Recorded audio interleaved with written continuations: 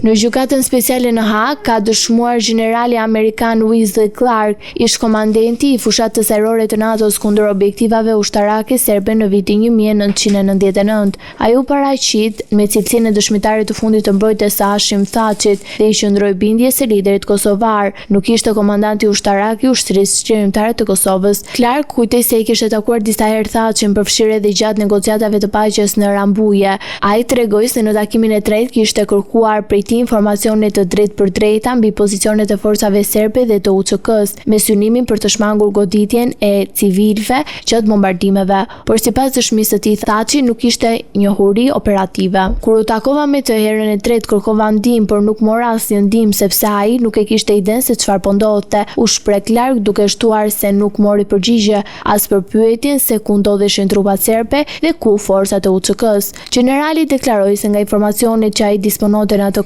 nuk besonte se udhëheqja e UÇK-s ishte e përfshirë në ndonjë përpjekje të organizuar për të shënjestruar civilët serb apo pakicat. Po ashtu sipas tij Thaçi nuk kishte asnjë arsye të veçantë për t'u angazhuar në veprime të tilla. Clark foli edhe për periudhën e hershme të konfliktit duke kujtuar se pas masakrës së familjes Jashari në Prekaz kishte marrë informacione se komuniteti shqiptar do të kundërpërgjigjej, nga sipas tij shënoi paralajmërimin e qartë të përshkallëzimit të luftës që do të pësonte.